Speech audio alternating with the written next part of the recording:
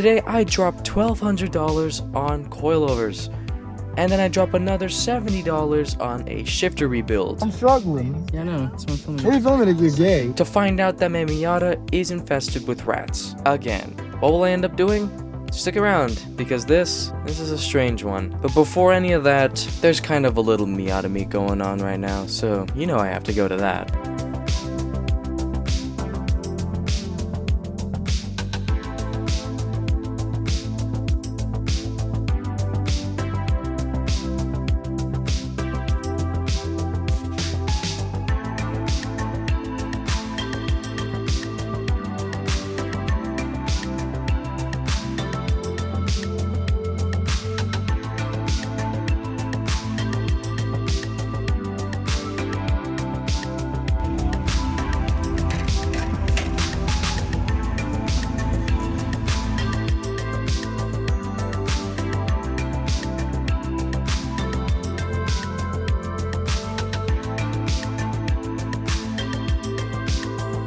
Good times, good times. For the second time in a row, there is another rat living inside my Miata. What the hell, bro? Look at this shit. They made another nest. There's poo, there's piss, and they even migrated onto this fucking side with that and that corner being covered in it. If I had a nickel for every time my Miata had a rat in it, I would have 2 nickels, which is concerning that it happened twice.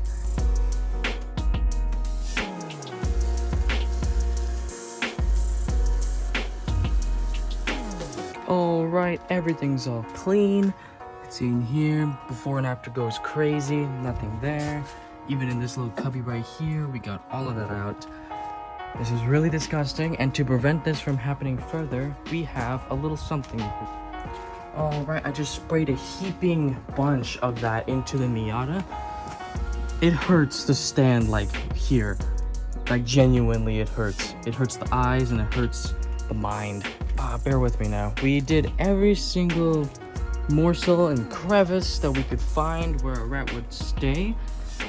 And what the funny part is that the rats don't really seem to like the Del Sol because of the configuration. There's really no place for them to hang out in here. The only place that I did see that they did leave their mark on was right there on top of the transmission below the starter, and also behind here in the intake manifold. You can see that the little eaten up nuts and the leaves are still up there. Now, what I'm afraid of is that because we did the Miata, this one might now be a hot spot. So I'm going to spray a little bit of that stuff in here. Also, if any of you eagle-eyed viewers were watching, you could see that we did a little bit of a funny. Kind of switched them out while you weren't looking. So let's roll back the tape when we put those teens on. And look at this. They also chewed up on my O2 sensor wire. That's great. That's awesome. Alright, just roll the tape.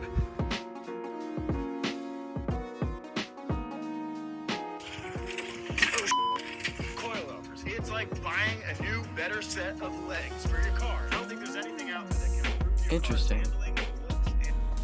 Alright guys, so I just installed the new Tein coilovers on the Miata. You can see it's lowered. It looks beautiful. The Amazon truck just passed by, so it's gonna be a good day. But as you can see, the front of the car is now lowered about, I'd say about 1.5 inches as it was previously, and the rears are lowered a lot more too. These chains are also dampening, so it's a lot harder to push the car down. And keep in mind, before the Miata and the Del Sol used to be the same height, but now as you can see, the Del Sol's a full like inch taller than the Miata. It's pretty cool. While we're on the topic of the Del Sol, I recently put in some Integra seats in here, and I think they look really good. And when you sit in them, you actually sit about 1 inch higher than you did in the other Del Sol seats, which personally I love, because sitting in this car, you are now 1 inch or so taller than you were previously in the old Del Sol seats, which I personally love. Sitting in the Del Sol while having that little configuration is a little bit messed up.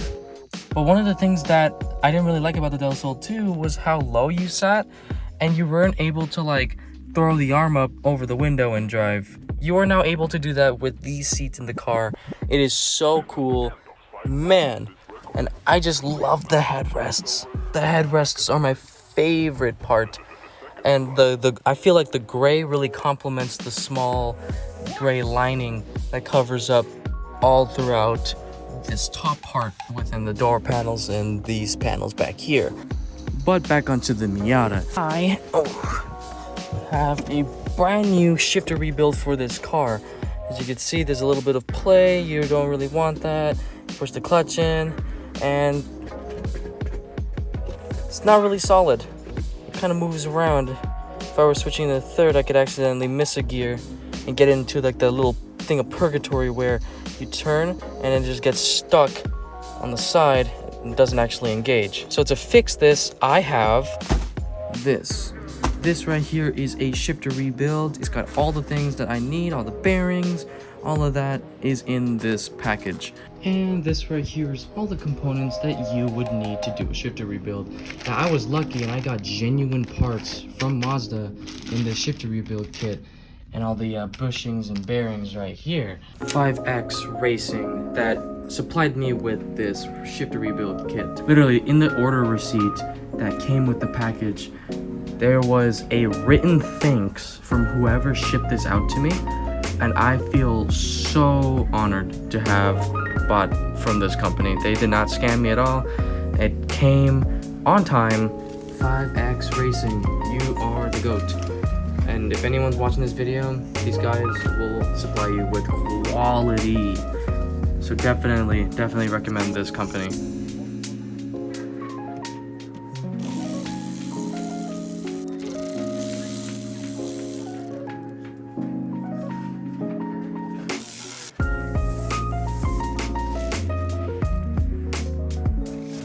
I'm struggling. Yeah, no, it's my phone. Maybe filming a good day. Let's go. Obviously, I couldn't just leave this video without me trying out the new stuff I put on. So first impressions, I would say the teens feel really good. The car definitely feels a lot more grounded, if that makes sense. The dampening really helps it feel like as if it's really connected to the ground. Whenever a bump I go over, it doesn't really like want to fly up into the air. The lowering really makes the car look super nice. And the shifter, oh my gosh, game changer. Seriously, if there was one thing I would say to do, you should do this shifter. If you already have the coilovers, or you're trying to save up some money to get some good coilovers, this shifter rebuild was so worth it. Final thoughts, the Tein Street Flex Z that I have, I'm pretty sure that's what I have. I think it might be the Street Flex Z. One of the two. Highly recommend. Feel really good in the Miata. This shifter rebuild, highly recommend too. I'll put both in the description below if you guys want to check it out. But apart from that, thank you all so much for watching. I guess all that's left to do is putting on some better wheels and tires, as well as getting better brakes, getting a roll bar in the back of this, and setting our first lap time somewhere in, say, Sonoma or Thunderhill. Another thing I want to say, dude, thank you so much for 100 subscribers. I'll continue putting out so much content daily. Thank you for all the support, and I'll see you in the next one. Peace out.